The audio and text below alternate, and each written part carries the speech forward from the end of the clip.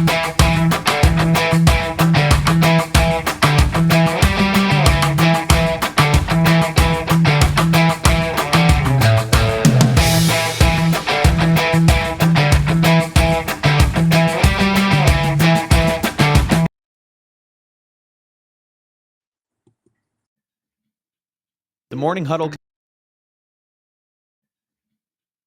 Morning Huddle Construction Show is fortunate to have 5 sponsors for season 7, helping us to spread the word and create positive change in the construction industry. And we want to give a shout out to each of them and thank them now. First is Katz Abosch. This is a middle market accounting firm with a deep specialization in construction, tax, audit, accounting. Fantastic group of people. Next is Lawrence Law. This is a boutique law firm that works with contractors and helps them with their day-to-day legal needs as well as all of their most significant legal challenges that they might run up against. Lawrence Law. Then we have Sandy Spring Bank, which is a regional bank in Maryland with a group of people who really understand what the needs of construction businesses are and who partner with you to achieve your financial aims. So Sandy Spring Bank. And then we have Marsh McLennan Agency, bonding and insurance professionals who really just have unparalleled insight into the construction industry. They're the best in the business. And then lastly, we have Genesis AEC. And Genesis is a full service architecture, engineering, and construction management firm with a deep specialization in the life sciences industry. We also happen to have some of their folks help us with guest hosting from time to time. Good morning. It's morning huddle time. Stacy Holsinger here. Chad is out today, so you're stuck with me. I just wanted to recap of what's kind of going on here at Steel Toe Communications. Yesterday, we were at the Worlds of Work event in Montgomery County, Maryland. This is an event that connects educators, employers, career counselors, and students all together about just different career options that are available, things that really important event. There's 3,000 kids that come through the doors. It's a very doable event over 3 days, just for a couple hours in the morning. The Worlds of Work event is not just in Maryland. This is actually something that different states do, so you can get involved that way. It's super important to be involved in these things in our community to connect kids to career opportunities. For example, yesterday we were speaking to a couple hundred eighth graders and we were quizzing them on just simple questions like who installs the lights in this building and no one knew, or who fixes your toilet or your faucet, and they did not know the answer. And that breaks my heart so bad. And this is where we need contractors to really be involved in things like that. There's so many different opportunities. Don't just stick to your typical career fairs to get out there and get the word out there about careers in construction. We're competing with other contractors for the war on talent, but we're also competing with other industries. I go to these events all the time. There was about 160 employers that showed up yesterday, and only 1% were contractors. That's a huge problem that we're not showing up for our community to let them know what careers there are in construction. Most of the kids were just like a construction worker. And I said, well, tell me more about that. There's about 22 trade options, and they had no idea. So I'll get off my soapbox with that. And I'm gonna bring in my guest, Ryan. He's gonna talk more about kind of this topic about how to strengthen your company's reputation and make trades a top career choice. So with that, welcome, Ryan. Thanks for joining us today. Thank you, Stacy. It's a pleasure to be here. So tell us a little bit about what your company Core Matters does and maybe an intro on how you got into the construction industry. Yeah, well, I grew up in a blue collar family. My dad was an owner operator. We probably all know somebody like that. They have this dream of going out on their own, thinking, hey, I'll make more money. I'll have more time. I'll get to do all these things that I want. Mhm. And then fast forward 5 years and they're like, what did I do? Right? I have no time. I have no money. The business owns me. And, I thought for a long time that one of my dad's biggest problems was he was a tradesman. He was not a business owner. He didn't understand marketing and sales and bringing in more business. So as Mhm. I got older, I realized that what my dad's real problem was the lack of people that he could trust. That was the biggest challenge, is finding people he could trust. And he could find people. It's the trust part that was really difficult. Mhm. Uh, but it wasn't until after I'd started my business that I realized that. I started my business to help service contractors grow their business through marketing. Mhm. And it wasn't until a couple years later, they all came to me and said, "I don't need leads, I need people. I've got empty Mm. trucks. I can't serve my Right. customers." That I said, "Well, let's go see if we can solve that problem."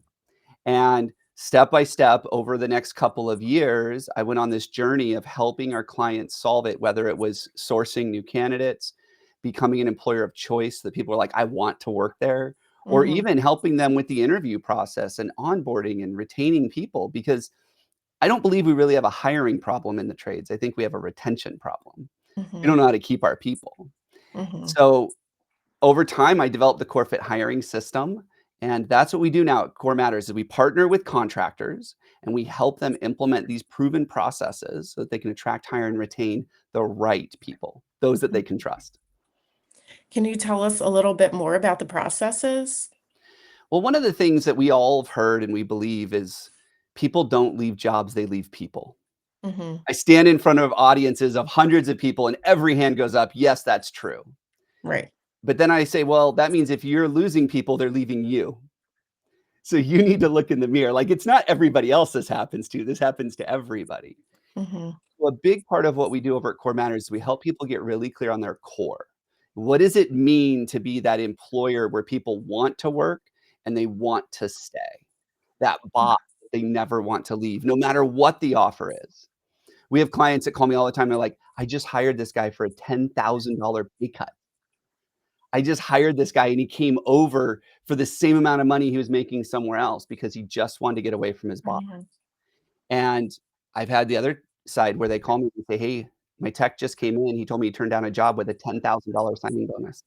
Mhm. Because when you become that employer that people want to work for, and you become that employer where people want to stay, like, it transforms your business. And it makes it so much easier to do what you were talking about, which is getting people excited about the trades again. Like, Mhm. the reason people aren't excited, the reason the kids aren't looking at it as a viable career choice, yes, number 1, they don't know, because 'cause we're not showing up as contractors. But Right. when they do know, they've talked to a mom or a dad or a relative or a friend. Mhm. It's always "I in do the not wanna family. do this. Stay away. Yeah. Go work somewhere else." Like, they Yeah. don't even give me paid time off for 5 years. Like, "Get run." Like, Mhm. that's the problem, is we have a marketing issue in the trades, is really what it is. It's a marketing issue. It's a reputation issue. Mhm. And when we solve that, which is one of the first things we do when we're working with our company partners, is they get really clear on who they are, who they wanna be, where they're going, why people would wanna work there, and they start promoting it. They start Mhm. marketing it. I'm a marketer at heart. I'm not an HR Mhm. person. People confuse that all the time, like, "Oh, you're an HR guy." No.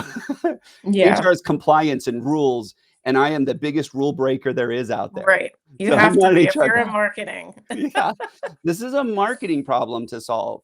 Even when we're interviewing and hiring and onboarding, those are all marketing problems. It's communication. And that's what we're not good at in the trades. So that's a big part of what we help solve when we work with Yeah. these contractors. Yeah, I know we talked a lot about HR and marketing roles and how they have to work together to attract top talent for sure. Most of these companies, they have an HR person, but because they're smaller businesses, they can't afford to hire a full-time marketer.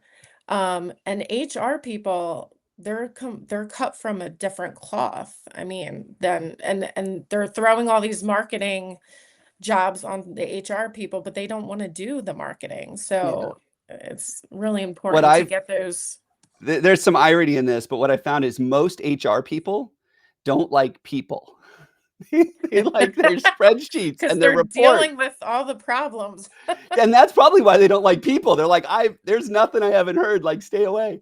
But Right. when you say, "Hey, how can you attract someone to the business?" They're like, "I don't Mhm. know." Like, that's Yeah. not their expertise. Like we need to keep our HR people in their lane and let them do what they do best, which is protect our people, protect our company. But we've got Yeah. to get marketing and sales, and we've got to get leadership involved in solving this problem. We can't just throw it to an HR person and say, go figure this out for me.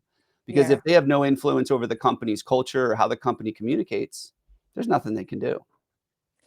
Yeah. So, sticking on that topic, what marketing and recruiting activities can be used to maintain our talent pipeline? Your Well, one of the things that we encourage all of our clients to do, and I would encourage anybody listening to do this, is go to Google or whatever your favorite search engine is today and search for a job at your company. See what comes up. Take a step back and say, would I want to work here based on what the search engines are Mhm. telling me about the company? Because most of the time, one of two things are going to happen. You're going to be like, oh my gosh, those Yelp reviews are killing me.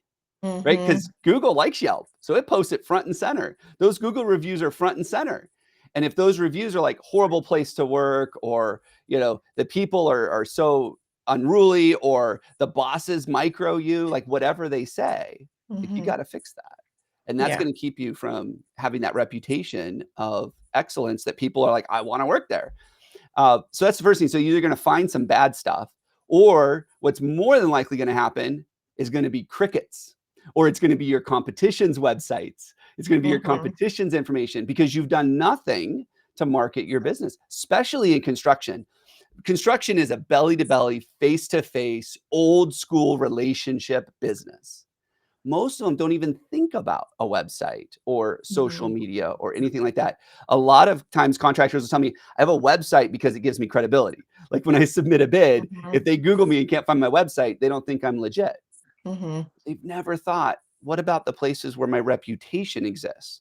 The online reviews, the social platforms, even Glassdoor. If no Mhm. one's ever heard of Glassdoor, it's a place for employees to leave reviews. That's specifically what it's designed for. And if you aren't intentional and don't take control of those channels, somebody else is going to write the conversation for you. So Yeah, you need to be definitely. active. You need to be controlling that. And this younger generation, they're definitely following all the companies ahead of time. My one intern, she just got hired with Hit Contracting. I said, "How did you learn about the job?" She said, "LinkedIn." Mhm. So, I mean, you have to be showing up on social and those platforms, Yeah. so yeah. So we were talking about email lists too, and like building and selling your bench of candidates. How can companies create an exclusive email list for, you know, to start building your Yeah. pipeline? So there are a bunch of ways you can add people to your bench. And just so that everybody knows, a bench is a list of pre-qualified candidates, people that have raised their hand and said, hey, I'd love to join your team, but for whatever reason, either they're not qualified today, something came up and they weren't able to make the interview, or you just filled positions. You're like, I don't need anybody right now, but they've still raised their hand. Put them on a list to continue to market to them, to promote to them, to share with them what's going on, why they would want to leave their current employer. Not everybody's ready to leave right now, but there Mhm. will be a time, might be 6 months from now, where they get passed over for that raise or that promotion, or their boss just rips into them for one stupid little mistake. And they're like, that's it, I'm done. Well, if you are not top of mind because you have not been in front of them via email, text message, social, whatever that is, they're just going to go whoever's the closest. Mhm. Right? They're going to call a friend and be like, whatever. But imagine that they, for the last 6 months, have been getting your emails, getting your text messages. Your ads have been following them around on social. They're like, this company, like, it's a sign. This is where I need to go work. Right. So we do this all the time for customers, but we never think of Mhm. doing it for employees. And Mhm. so a couple of ways. Number one, if you are getting applications from any job board, or if you have an applicant tracking system, which is a software tool that helps with all of this, those people that have applied have raised their hand and say, I want to work there. Right. Mhm. So that's a great place to start building your bench. Another one is the people that are following you on social. Believe it or not, employees will follow your company if you're active because they Mhm. want to know what's going on. Another one that we see is a lot of guys want to know about career path. Like how can I go from where I'm at today making $18 an hour? How can I get to 35 or 40 like I hear about in the news? And unless you go to a union that explains to you their apprenticeship program and how to get there, most smaller contractors have never thought about putting something together. Right. Put together a very simple one-pager. This is our career path. You're going to start out entry level. Then you're going to become an apprentice. And it doesn't, when I say apprentice, I just mean you're training them. It doesn't mean you have an apprenticeship program, right? Right. We're going to train you. And then you're going to become a journeyman. And then after that, you can become a lead man or a foreman. And it's a one pager that just shows this progression. And one of the things I like to do is put it behind a paywall. Say, hey, give us your email address and we'll send you the career path complete with salaries, timing, everything. So you know what you're getting into when you get into the trades. Yeah. It takes I like half a that. minute to put that together because you already know it. And Yeah. now people are opting in saying, I want to know more. Another one that we've done is with companies that are really big on culture and they talk a lot about their values and they showcase a lot of employee testimonials. For that kind of stuff, we can actually create a careers newsletter that talks specifically about the careers in the industry, what's happening, what changes are happening in the industry. And so all of this information that we're receiving as leaders, we're now digesting it and putting it back out there for people in the marketplace. We have a client that's got like 6,000 people on their bench. And they've just got a little banner running at the bottom of their website that says, join our careers newsletter. It starts off with an email with a video from the president, talks about some culture stuff, and then it just starts sharing industry information. And once you have this list built, now it's really easy when you're like, I need a foreman. Don't spend money on Indeed. Email your list. Right? Yeah. I think a lot of contractors wait until they need that need, and then Mhm. they do everything last minute. When I'm building out websites for my clients, they're like, "Well, we're not hiring right now, so I don't wanna, like, put a careers page down." I was like, "No, you need a careers page because you should be accepting applications all year long because you don't know who you're gonna find, and you have to keep, talking to them, but half the websites don't even tell you what positions they hire for, so you should be putting that on your careers page as and your company culture, so people can learn about your company, so when you do hire, you Yeah. can, put that out there. You shouldn't be waiting last minute or when you have the need. Like, Yeah. we can't afford to do that anymore, so And I tell people too, it's like, and just like you don't have a need to hire, half of the great people out there don't have a need to switch jobs right now. yeah, They're that's a good researching. point, yeah, They're yeah, looking. Like if they don't find you, mhm, they can't come work for you. And I yeah, think that is one of the biggest problems. So we have the reputation side, but I think even bigger than that is people don't know who you are. They don't mhm, know that you have opportunities for them. They don't know that you're hiring because mhm, you've done nothing to promote it.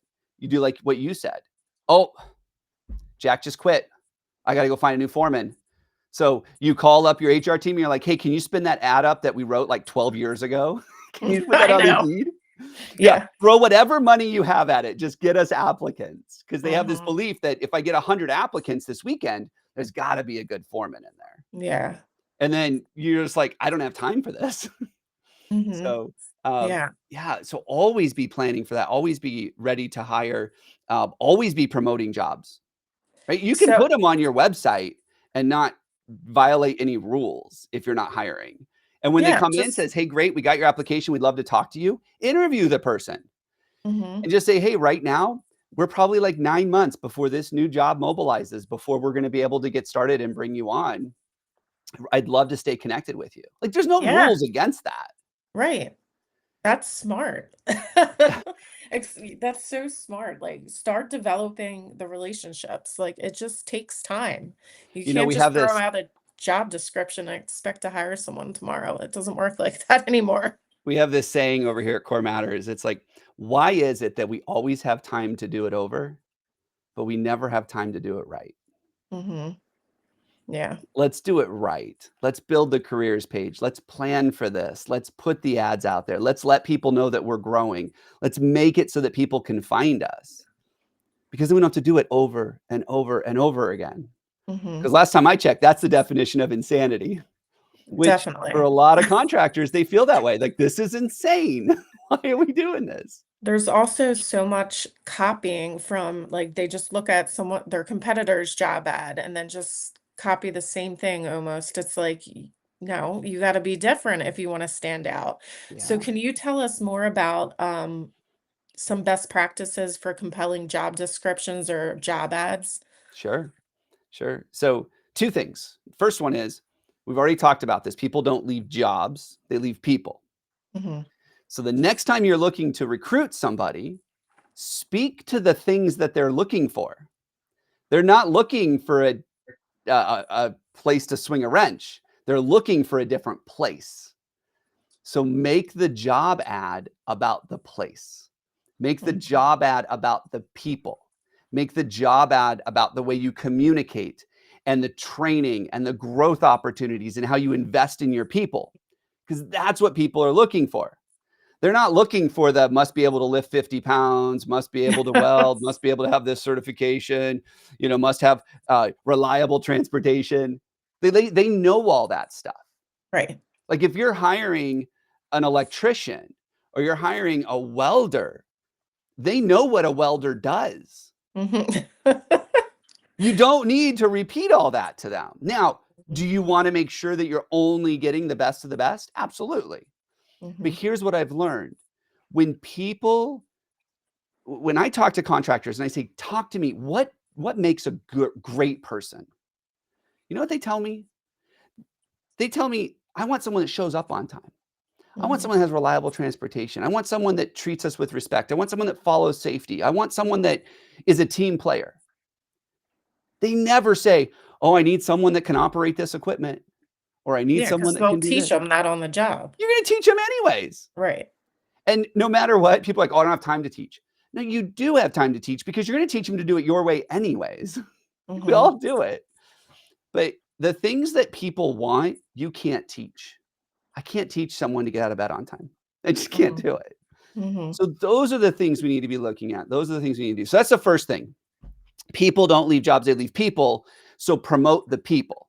Mhm. Now, if you've got horrible people working there and you've got a toxic culture, like you need to fix that first. Like if you're Mhm. not proud of your people, fix that first. So that's the first one. So that's the first part, is to just go in with that mindset of what is it people are looking for, right? Mhm. And nobody, I don't care. I will argue this with anybody listening that disagrees with me. Nobody leaves for $1 more an hour. Nobody leaves for more money. They are not looking for money. They are looking for someone to invest in them. That's what they Mhm. want. Career path, growth, training opportunities. Heck, even help me with my personal budget. Like there are Mhm. people that we have a client that says their goal is for everyone to retire a millionaire. And they put that out there in their ads. And they've backed it up. They've got Smart Dollar, they've got Financial Peace University, they've got 401k, and they've got advisors that come in and teach financial planning. They back that up because that's what people want. Mhm. Nobody wants to work for you for 30 years and have nothing to show for it. So Do that's you one have piece. Go Yeah, ahead. go ahead. I was just gonna say, do you have any other examples of companies getting creative with their messaging like that, Yeah. with how they're gonna help you? So the generations are a little different. Like millennials want something different than Gen Z, and the boomers are getting ready to retire. They just want to just sail off into the sunset. But when we look at the generational differences, the one thing they all have in common, they want to be invested in. They want Mhm. the training, they want the growth, they want a career path. They want someone that's going to say, "Hey, I'm going to help you make your life better." Mhm. Not because I pay top dollar, because the companies that I found that pay top dollar, that are really out there, really paying, buying the market with signing bonuses and everything else, they're not good companies to work for. Right, and And they they end know up. they have to pay that as like a bribe to get people to stay. And it works, right? There's a Mhm. point at which you can bribe your people to stay with inside of a toxic company. Mhm. Um, but one of the things that we found is, especially in construction, a lot of people that have English as a second language, right? A Mhm. lot of I'm Hispanic, a hearing lot a of lot Spanish about speakers. this, yeah. Right. And so what we do is we say, you know what we're going to do? We're going to buy the Babel or the Rosetta Stone or whatever. We're going to do this language training, and we're going to give it to all of our Spanish speakers and teach them English, Mhm. which, yeah, that's okay. But what if we bought the other way around and we gave it to all our English speakers and taught them Spanish? So now our superintendents and our foremans, they all speak Spanish, at least enough to communicate on the job. And they don't have to be fluent. Mhm. What does that do for retaining the guys that speak Spanish? Mhm. Like, I've worked at so many companies where they don't even They bother. don't even try. Yeah. There's one guy that speaks Spanish, and I got to wait 3 weeks for him to show up at the job site. But Mhm. imagine that your superintendent could have a conversation with you about what you did this weekend, or how the Mhm. kids are doing, how your wife is feeling. Because he chose to invest in learning your language, not Mhm. forcing you to learn ours. And there's even, I mean, you don't even have to learn the language. There's so many tools now out there that, there's some contractors that have a list of Spanish words in like an Excel spreadsheet we don't need that anymore. Like get rid of that stuff. I've had somebody come on twice now to talk about their new software. Need to say. And that you can talk, you have this app now that you can communicate. You can speak in English directly to the person and will translate in real time. Yeah. So there's no excuses for that. Yeah. But that would be a really good selling point that, we, have these things in place to make it easy and more effective to commute with or communicate with everybody Well, in the field. we had a commercial landscape contractor, did a ton of construction jobs. And forget what it was, but they had like 500 guys in the field, and like 450 of them were Spanish speaking. And when I asked the team what was going on, they're like, well, that's just, I mean, it was in the Southwest. That's what we get and everything else. And I said, so why is it that you're struggling to recruit? Why is it that your website's not in Spanish? Why aren't your job ads in Spanish? Why aren't your interview guides in Spanish? Mhm. Why aren't you doing these things? And they told me, they're like, we never thought of it. Take a step back, put yourself in their shoes and say, what is it that they would want? And then go be that. Mhm. And that's what I was going to say about the second part of the ad. So the first part is what you say, but the second one is how you say it. So when you're writing compelling ads, think of it as a marketing piece. I use this example in a lot of my talks where you've got the Corvette Z71, right? That's $200,000 sports car. And Chevy has two ways they promote it. One is through their ads, and then one is through the window sticker, right? And Mhm. so I play this 1-minute commercial of people going around a racetrack, the roar of the engine, the wind, the smiles on their faces, and they're selling a $200,000 car in a 60-second commercial of people and lifestyle and Mhm. enjoying it and living life and going, I want to pay for that. Mhm. Or we have this window sticker, a bulleted list of all the features and benefits, all the options and upgrades. Oh, and look at that. And the price. There's no price in that first ad. Mhm. Now, and which one do our job ads look like? They look like the window sticker. Yeah, they're terrible. I mean, you see them on all the trucks too. We're hiring now. Same benefits that everyone else is offering, same language. Yep. It's like, why would I pick this company over this company? You're not even giving me like a clear Yeah, and we decision. all want to hire A players, right? Like we all want to hire rock star talent. That's what we want to do. Yet we don't know how to promote our rock star team. Mhm. Show me a time when a top tier player went to go play for a horrible team. It doesn't happen. Mhm. When you're a top tier player, you get to pick where you play, and you want to play on a good team. So Yeah. make sure that they know you're a good team. Market it, promote it, make it compelling and exciting. Now, back to the thing I did say about price, you do have to put pay on your job ads. Mhm. You have to. You I get agree. 30% more applications. But it's at the bottom, and it's not what people are looking for. They want you to suck them in and go, I want to work there. I see Mhm. myself working there. Create videos. We do a lot of recruiting videos. We talk about that. We give them Mhm. storyboards, and we're like, go take your iPhone and go film it. I don't care. It doesn't need to be overly produced. Mhm. Just make it authentic. That's what people want. Right. And once you have that video, it works for you. It might seem costly up front, but that video works for you for years down the line. So It you does. gotta look at it as an investment for like at least 5 to 10 years.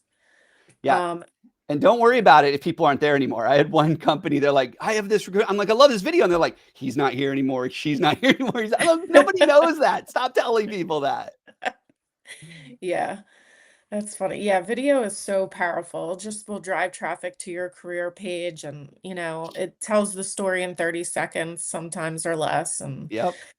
um especially for the construction industry, because when you're looking at a job description, it's so flat. And if you did like a day in the life of an HVAC tech or a plumber or something at your company, because every company is different on how they handle things. Like even if you take one mechanical contractor, like one's working on retail jobs, one might be working on large hospital projects, another one might be focused on like schools. Like those are all different experiences of a work life that you get as an HVAC tech.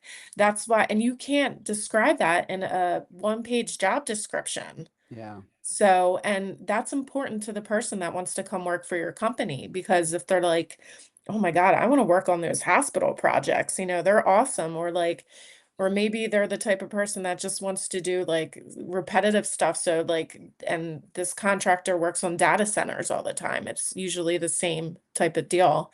But like telling those stories and, we know everybody in the construction industry. They're always pointing and proud of the work that they do. Yeah. So I say talk about the projects the Yeah. most and the difference that you make in those videos. That's what's going to attract the right people to come work for you. Yeah. Um, yeah, that's really important. So, we talked about job ads. Oh, the candidate's perspective. I wish my company and my boss did that. We heard that a lot. Yeah. Um, so becoming employer of choice. What would you say are some of the top tips or that make a candidate want to come work for you? Yeah. So becoming an employer of choice, the way we define that is you're a place people want to work and you're a place where people want to stay.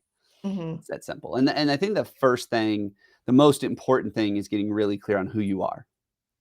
If you don't understand how your people should behave or what we define as your core values, the things that are most critical to the way your organization operates, if people don't understand where you're going, right? We've all heard about this metaphor of your business is a bus, right? Jim Collins said, get the right people in the right seats. That was a big Hmm. thing. Well, if your bus is just running around in circles, like people are like, I want to get off this bus. I'm going to be sick. Yeah. But also, if your bus is going somewhere where they don't want to go, that can be a Mm-hmm. challenge as well. So you've got to be really clear on the vision of your company, where you're going, and then why you do what you do. Like, what gets you out of bed to do this work on the days you don't want to get out of bed? You've got to be really clear on that because Hmm. you need to attract the people that buy into that. They're like, that's why I get out of bed on the days I don't want to get out of bed to do this work. When Yeah. you align that, magic happens inside of your business. Like you get everybody rowing in the same direction, you can overcome anything when that Hmm. happens. And that's just one part of being an employer of choice. Yeah. Uh, Another part that we're big on is trust. I mentioned that. That was part of my dad's story is find people you can trust. Here's the thing about trust. If you are not a high trust leadership team, if you do not have the trust of your people, how can you expect to trust them when they don't trust you? Hmm. It's a big piece. So you have to start looking internally and saying, how do we become better? How do we really make sure that what we say and what we do align? Because when they don't, people aren't going to trust you. And when they don't trust you, they don't care where you're going. They don't care how Hmm. you behave. If they don't trust you, they're looking to get off that bus as fast as possible. Right. And then another thing is if you're not focused on growing the company, if there's not an emphasis on growth, if your business is stagnant, you're hitting the same 3% growth every single year and you're like okay with that. And if you're in construction, you're growing 3% a year, your company's dying because the margins are not good enough to support that. Well, guess what? If I'm working for you, that career path we talked about in the beginning, it's non-existent. There's no way Hmm. for me to grow. If the company's not growing, I can't grow. So why would I want to stay? I might want to work there because I like some of the other things, but I'm not going to want to stay. Hmm. And so those are just a few of the things that we look at when becoming an employer of choice. That if you can solve those three things, becoming an employer of choice is so much easier. But then There's the reputation. There are other things, like we have already talked about the reputation. What's the world saying about you? What are you saying about you? What's real? What's authentic? So a lot of the work that we do over here at Core Matters is getting companies clear on this stuff, helping Yeah. them be able to share this information with the public, with these employees that are looking for a new home, helping them get in front of the next generation of workers and going, whoa, that's not my dad's construction industry. That's Mhm. different. Mhm. And that's what we need. You mentioned it early on. Like, you need to stand out. You need to be different. You can't be like everybody else. Because Mhm. right now, the word on the street is construction is a horrible place to work. They don't care for their people. They don't take care of their people. They're just in it to make a buck. They'll get rid of you the second that the job's over. Like, there's a lot of this stuff that we believe about the industry that is absolutely not true. Mhm. There's a Every lot of great contractor I companies know out there. Yeah. will bleed for their people. Like, will Right. do whatever it takes. But they don't know how to get credit for that. They don't know how to Mhm. communicate that. They don't know how to market that. And that's Right. the problem that we need to solve in this industry. Yeah. We had someone that came on the podcast not too long ago, Ed from EDA, and something he said really stuck with me. So, the first 5 years contractors are in business, they're so ingrained in the hustle. So, they're not really thinking about their purpose and recruiting and all that. But after like 3 to 5 years, they're ready for that growth period. And Mhm. it's like they have to reevaluate their company. And I think that's where your company can kind of come in. But they need help with, they're so like, their selling point for the first 5 years is just like quality work, reliability, integrity, like things like that. But then you have to think broader than that because that's what everybody else promises. Yeah. So, like defining your mission, your vision, your values, and getting that really aligned. Because I don't think they spend a lot of time the first 5 years really diving into that or figuring out their bigger purpose and how they can make an impact. Yep. Yeah, That's true. it's really important. Well, this was a great conversation. I appreciate you coming on. If Thank people you. want to learn more about you and your company, where can they connect with you? Well, you mentioned LinkedIn. I am on LinkedIn as well. So that's a great place to connect. And we share a lot of tools and content on LinkedIn, as well as promote our podcast, Titans of the Trades. Uh, but the website is a great resource, great tool, corematters.com. And we didn't talk about it, but I wrote a book called Hire Better People Faster. And Hmm. for anybody that's interested in doing more of a deep dive, a technical how-to deep dive, it's not packed with strategy and like, how do I do that? Like, we walk you through it step by step. Anybody that's interested in that book, I've got a free copy available for them at corematters.com/free book. Uh, just a small shipping and handling fee. I'll autograph a copy and I'll mail it out. And you guys can learn all of the tips and tricks and secrets to really making it easier to hire the right people. Nice. Well, thank you so much for joining us and have a great day and we'll talk soon. Thank you. All right, have a good one. All right, wrapping up here, and I wanted to talk about who we have on this show next week. We have Jason Schroeder. He's going to talk about lean construction, planning out projects. Jason's a very busy man. I've been trying to get him on the show for the past 2 years, so we're really excited to have him. We're going to talk about why projects must be planned, how to properly enable and prepare trade partners ahead of work in the trade partner preparation process. And he's going to talk more about pre-construction and design too. So we're excited to have him next week. And I hope you guys all have a great week. And thanks for tuning in. Have a good one.